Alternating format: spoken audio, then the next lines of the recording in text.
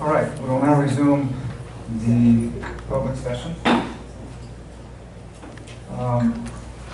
Report out of closed session, the board took action on a 7-0 vote to impose a 3-day suspension on a classified employee.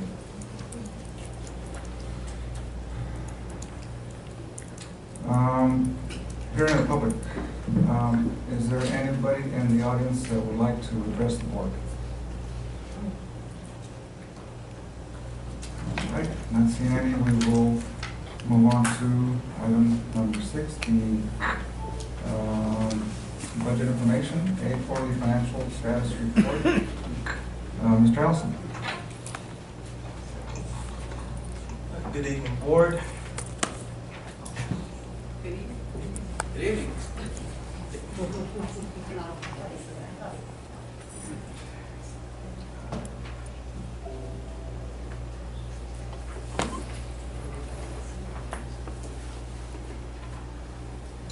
Okay, this is the fourth quarter 311Q report that we're required to submit to the Chancellor's office, and this is for the year ending June 30, 2017. And just want to briefly go over the report, highlight a few sections of the report, and then answer any questions if there may be any. So this first section looks at the last 4 years of fiscal activity for the district, and looks at revenues, expenditures, and then the district fund balance. And so just to highlight a couple of areas, looking at revenue, the top section there, if you look at 14-15, you'll see we had revenue of almost $54 million. And then when you look at 15-16, it increased to about $64 million. And so that huge jump in revenue was due to a couple of different reasons.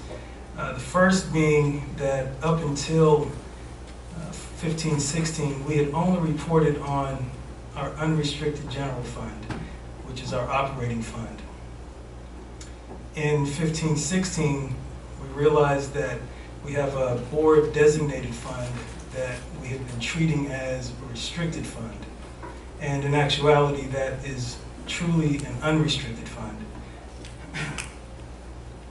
So in 15-16, we added it as an unrestricted fund along with the general operating fund. And so that's why you see that's part of the reason why you see such a huge increase. The other reason is in 15-16, we received our first installment of our one-time funds from the state, which was the biggest chunk of money, the $5.4 million that we received. And this was the mandated cost reimbursement dollars that the state was giving out to districts. And so we received that $5.4 million, and again, that's another reason, the biggest reason that you see that $10 million jump in revenue. And then when you look at 16-17, it went down to $60 million, almost $61 million, and the biggest reason for that is we only received about $900,000 in one-time funds that year. So for 13-14, 14-15, it only reflects activity for the general operating fund. 15-16, 16-17, it's the combination of the one-time funds that are in the board designated fund and our general operating fund. And you'll also see that same disparity in expenditures.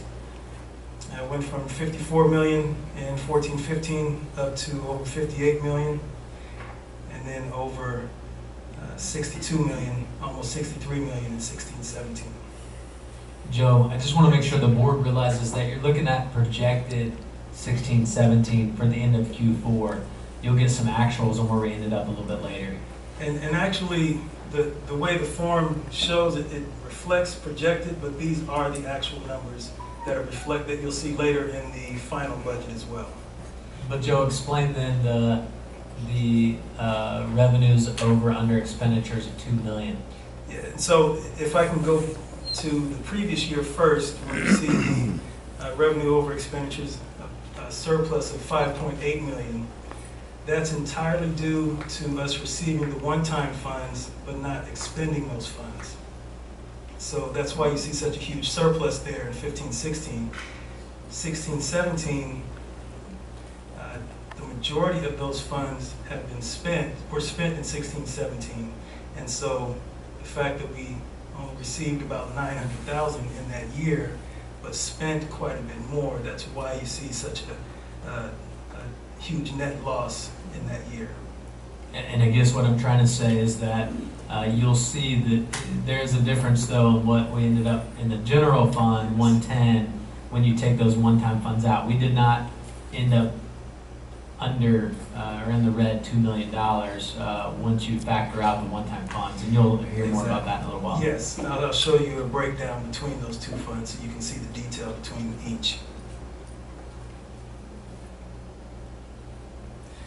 And so also looking at the ending fund balance, again related to the same issue, 15-16 fund balance increased to 10.2 million, and because we were spending more in 16-17 than what we actually received, that again contributed to the $2 million net loss that's reflected there, and the ending fund balance of 8.4 million.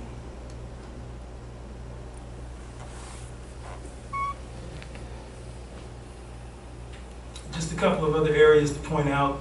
We reported FTES at the end of the year at 9,550, and we'll see what we're projecting for 17-18 when we get into the final projected budget. Our cash, we had sufficient cash to meet all of our operating needs for the year, so that was not an issue.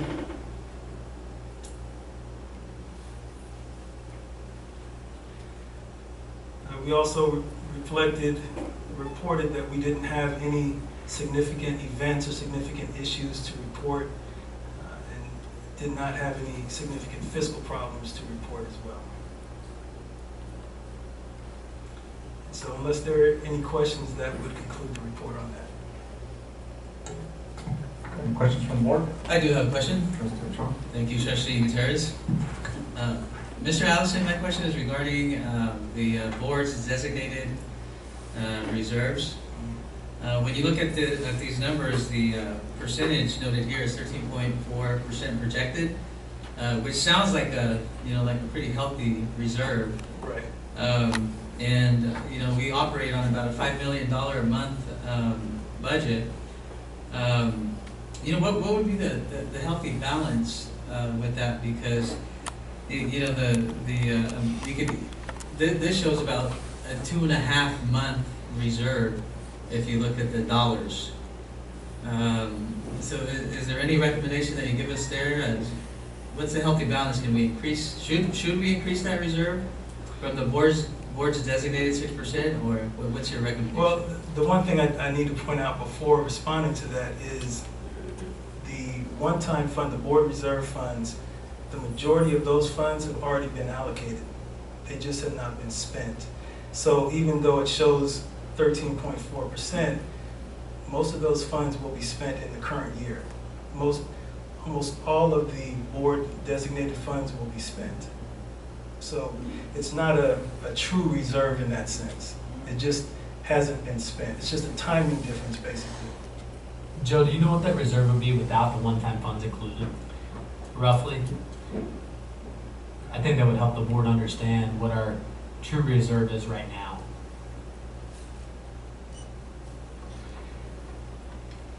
Nice segue into the next slide. Let me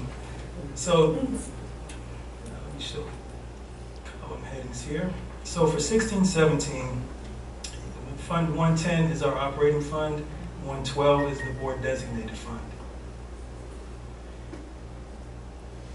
So for Fund 110, we ended 16-17 with a net loss of $278,000.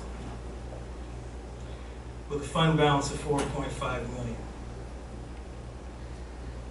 For Fund 112, again, because we were spending more money in 16-17 than what we received.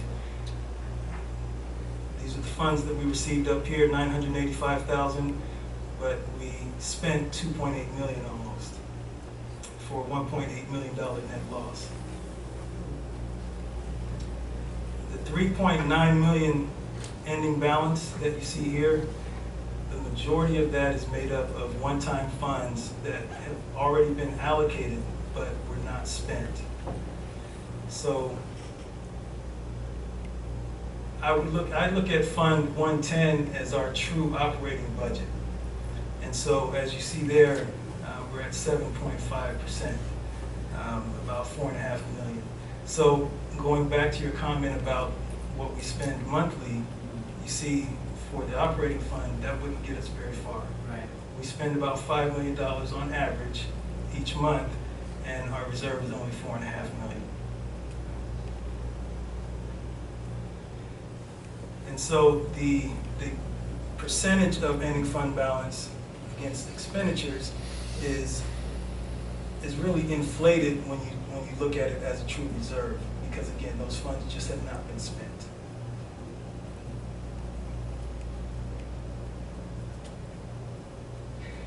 And to answer your question about a good balance, that's really a difficult question to answer because there's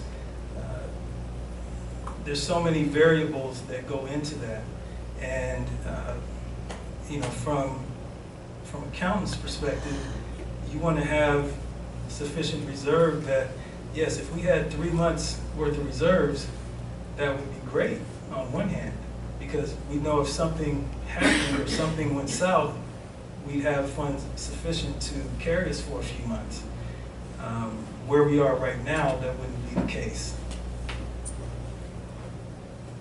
And then on the other hand, if we're putting too much money aside, then we're not looking at some other areas that, you know, maybe we could be addressing. Thank you. Any other questions? Questions? All right, thank you, sir. So you're batting next as well. So let's see, where are we on? Item B, discussion on and presentation of proposed final budget.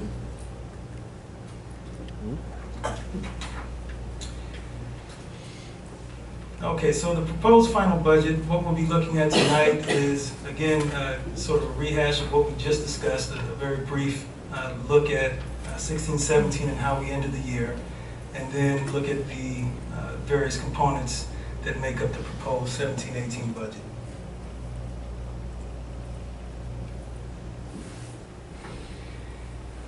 And so one of the things that has been an issue over the last several years is this issue of a deficit factor. When districts don't receive,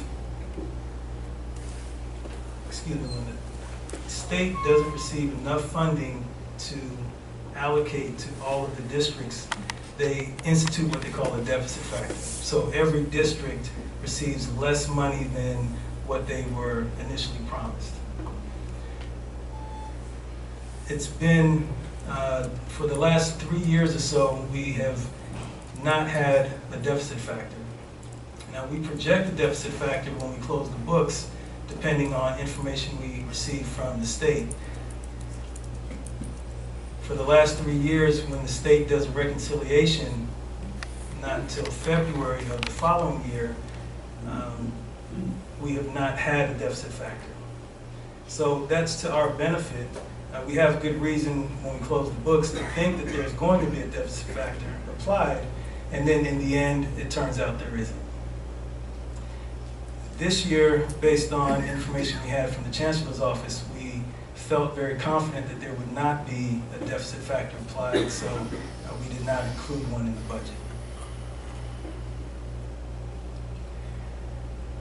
When we look at our adopted budget for 16-17, we had projected a net loss of $238,000. When we presented the tentative budget, we projected that we would end 16-17 with a net loss of about $352,000. When we actually closed the books, the loss was $279,000. And again, you see the fund balance that we ended 16-17 with, $4.5 million or 7.5%.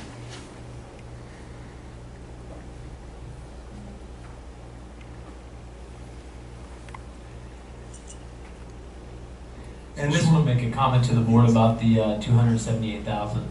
I want you to put that into perspective. So as you look at this, if you recall back in February, we were looking at close to $2.1 million deficit based on the information we had received. But admin services, all the managers got together, and that's why you see the 278,000 compared to what it would have been close to $2 million. So it's never positive to bring you all an end of the year expenditure report with a little over $250,000 as net loss. But this year I'm happy to bring that to you because of the circumstances, and I applaud admin services and all the managers to help us get down to that and minimize that impact as much as possible. So just wanted to bring that to that.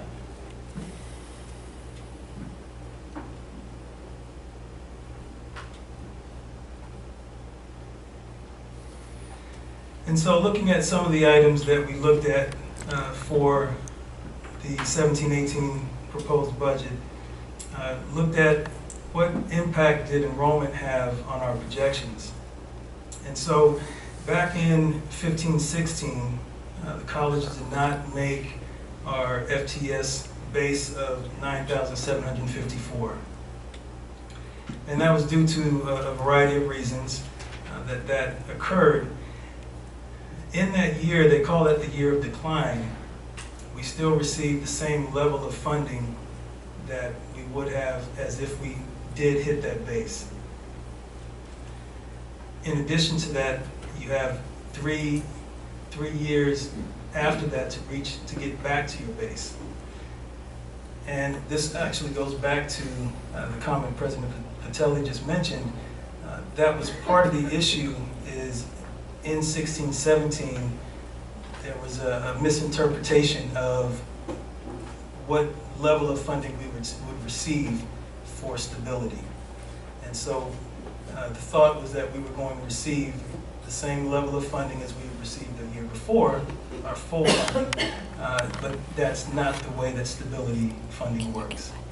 And so it did take a lot of effort on many parts to bring that deficit down from the 2.1 million down to where we finally ended up. Sure.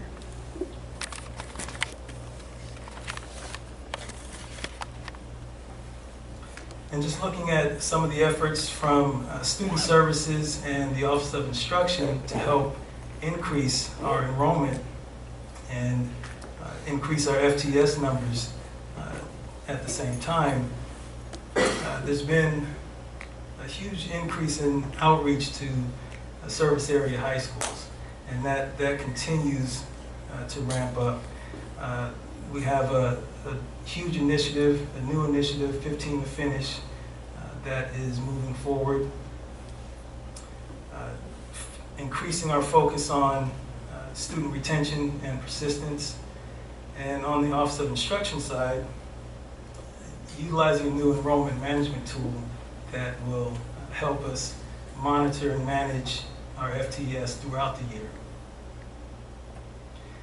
And also looking at expanding our wait list and our AB 288 courses with area high schools as well. And so looking at all of those efforts, again, to try to increase our FTS as much as possible.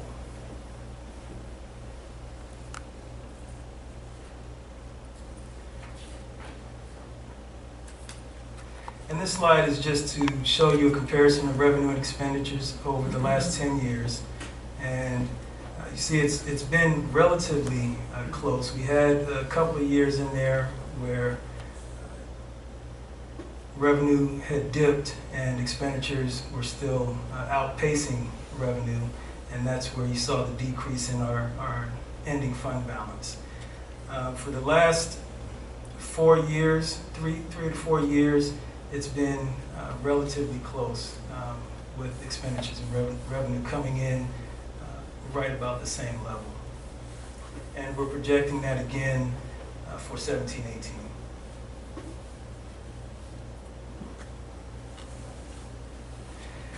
This slide looks at our net income over that same period and looks at our actual net income or net losses in several of those years compared to what we had budgeted. And the budget is the blue line and the actual is the brown line.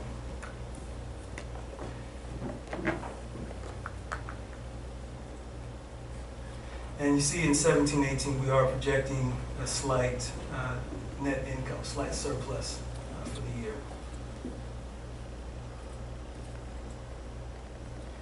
And this is just looking at the fund balance, again, over that same period. And you see the huge dip back in where we were in 2010-11 and the continued slide, and then it kind of flattened out around 13-14. And we've been pretty much at the same level since then. It's kind of fluctuated, but relatively minor fluctuations. So looking at a few of the revenue assumptions that were built into the budget, we did receive a COLA this year, 1.56%. Again, did not include the deficit factor in 17-18. And for the first time that I can remember, there was actual language in the state budget that any unused statewide growth would be used to backfill any deficit. And that, to my knowledge, has not been the case in the past. So that was welcome news for districts throughout the state. And there is growth money available to us. However, again, going back to our need to get back to our base, and the likelihood of us getting to our base and earning any of these growth funds are relatively slim this year, and so we did not include any growth revenue in the budget. And again, if we don't use our growth, these are some of the funds that would go back to be reallocated to other districts in case there is an apportionment deficit. First bullet. Joe, do we have access to growth funding allocations every year? Does the governor's office have this? It depends if there's growth money available. And so if there's growth money built into the budget, it's not guaranteed every year, but it has been for the last several years. As the economy turned the corner and started to improve, then those growth funding was available to districts. So it's just sort of the timing. So if the districts do grow on years where there are this growth funding allocation, then there's access. But if the district happens to hit the number on a year when it's not there, you can't go back and claim it in the past? No. Okay. No. So it's year by year. Exactly.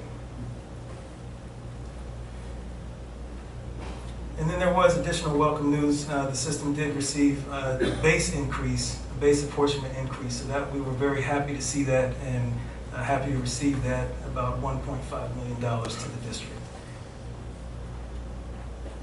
And those are ongoing dollars, similar to the COLA. It's ongoing money. And this slide is just a breakdown of the components of revenue that were included in the budget. Mm-hmm.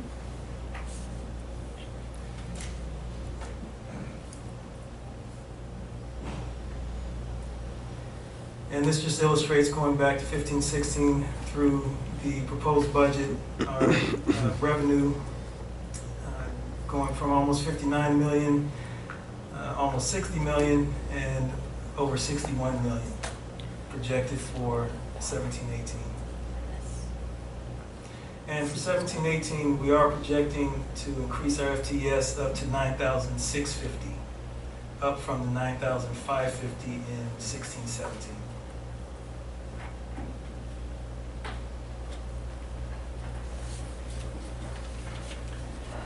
And looking at some of our expenditure assumptions, our full-time faculty obligation number for fall 2017 is 177.7. The final budget, we included 189 faculty positions that are currently filled and one that is currently being recruited. And that doesn't, the 189 positions does include 7 less than full-time faculty as well. We have step and column increases for faculty, staff, faculty, classified professionals, and managers, totaling about 618,000. We did see a rate increase for our medical benefits, about 3.5% almost, about $180,000 increase. And for our retirees, we saw a rate increase as well, but we are seeing fewer retirees, and so our net savings was about $12,000.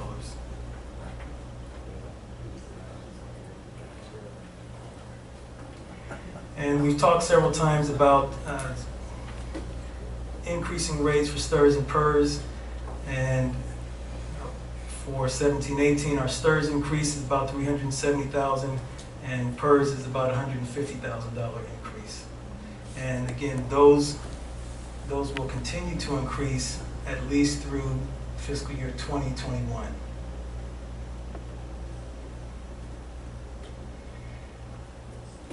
And I mentioned that there is a relatively small surplus that we're proposing for 17-18, about $250,000, which I'll show you here in a second. But also want to point out that that does not include any planned expenditures or resource allocation items. Planned expenditures are those items that are typically decided on by cabinet, and they're district-wide items. Could be strategic plan, staff development dollars that are set aside. So again, there has been no estimate set aside for planned expenditures as of yet. They've not been determined. Resource allocation items typically come through program review, and that list has not been developed or prioritized as of yet. And for the past 3 years, I believe, the only resource allocation items that have been approved have been those that could be funded with state instructional equipment money. And so if we have any resource allocation items that get approved outside of that funding source or any other funding source, again, that would come from that $250,000 net surplus.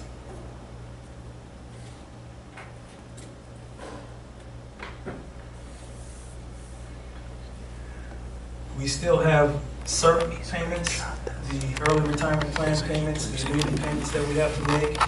The $296,000, this would be the last year of making that payment. And the $257,000 we have this year and next year, and then that will be the final payment as well.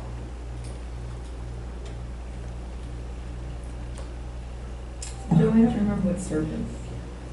It's our early retirement plan, supplemental early retirement plan that we offered to employees 5 years ago. And so as a result of that, we have to pay an annual annuity. Those employees receive incentives to retire. It was during a time where the district was looking for cost-saving measures, and that was one method that we employed. And it was a specific program for a certain period of years, and now it's closed. Right. It was we had one, and I can't remember the exact year, but it is for that year, and you have a certain amount of time to apply for it, and then it's closed. And then we offered it up again the following year. And you said that these are the final payments to that? It was so many payments into our program? We have 5 payments, and the $296,000, this is the final payment that we'll make in 17-18. For the $257,000 we have this year plus next year, and then that would be the final payment.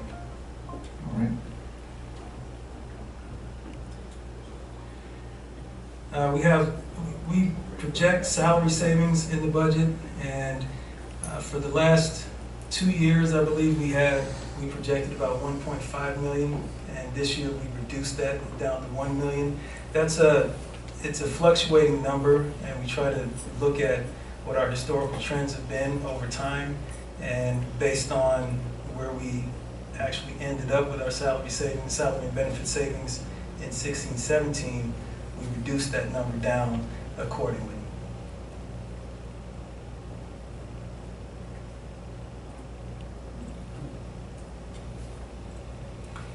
And this is just to point out that if you look at our 17-18 budgeted expenditures compared to our 16-17 actual expenditures, there was about a $1.2 million increase.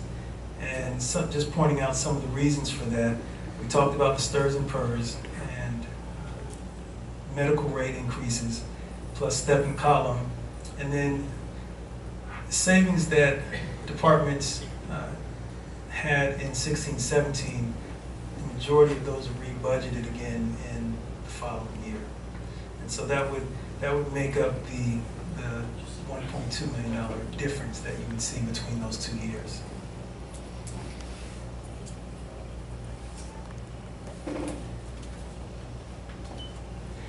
And this just looks at the expenditures by major object code and shows you the total expenditures for each of those years. And again, looking at 16-17 actual of 60 million and the proposed final budget expenditures of 61.2, that's where you see the $1.2 million difference.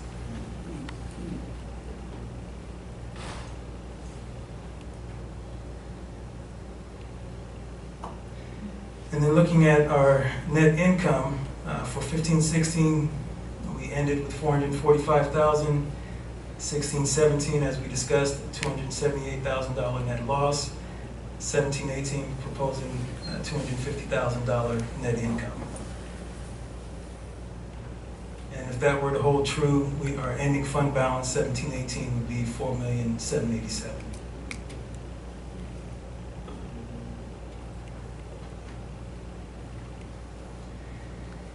And so with that fund balance of $4.7 million, that does get us over the 6% board reserve,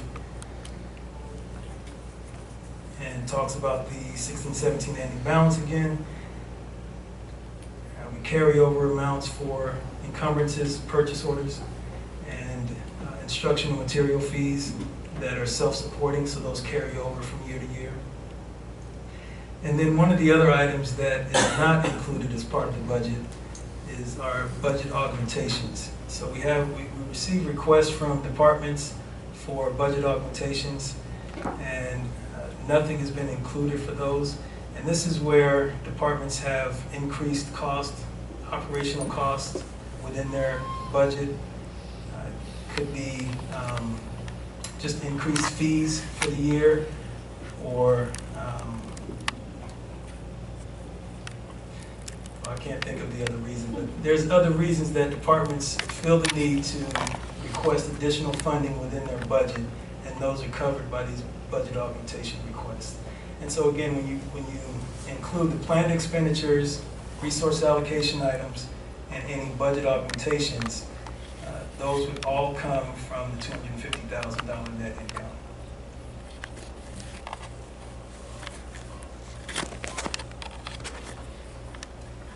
And again, just another illustration from 16-17 adopted budget through 17-18 proposed budget.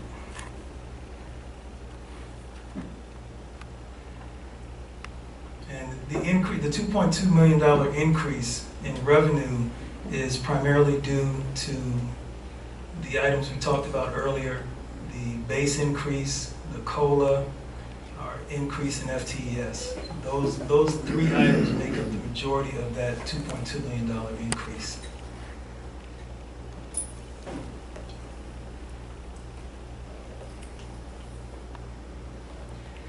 again, just the breakdown of the $4.7 million 17-18 ending budget, ending balance. 6% reserve, the encumbrances for purchase orders, the carryovers for material fees, and the balance left over is available for one-time expenditures. Again, that would be the planned expenditures, resource allocation items, or budget augmentations that could potentially come from those dollars. Finally, the end. Any questions? Any questions from the board? Well, this is the most I've heard you speak in time. Good I'm job. tired. You can have a seat. No questions? All right. Thank you.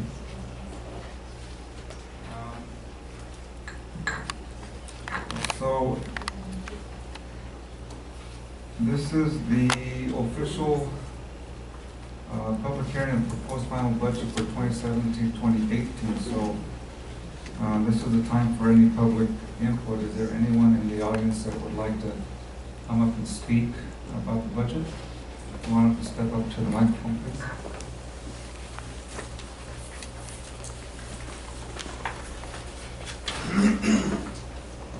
Good evening. So, as we were looking at the slide that talked about the faculty obligation number, I had a moment of deja vu. I was researching another matter, this is going back a year and a half ago, and it said on the slide that we had 189 filled positions, including 7 contract full-time faculty who happen to be on contract for less than 100%. I'm not a fan of the term less than full-time.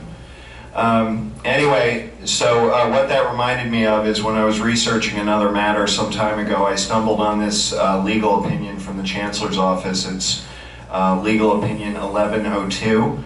And the question that was taken up in the legal opinion was, should a faculty member who is employed on a full-time basis but not on a tenure track be treated as a full-time faculty member for purposes of calculation of the full-time of the faculty obligation number? And the conclusion was no, they should not.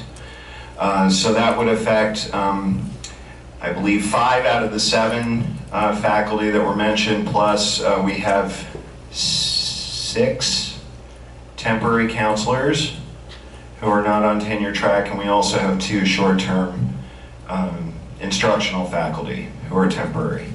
So I'm not saying that I have the definitive answer, I'm just saying I'm not sure that all 189 of those positions count if we're talking about the faculty obligation number. Thank you. Thank you. Is there anyone else that would like to address the topic? All right, I'm hearing any. This is not an action item at this point, right?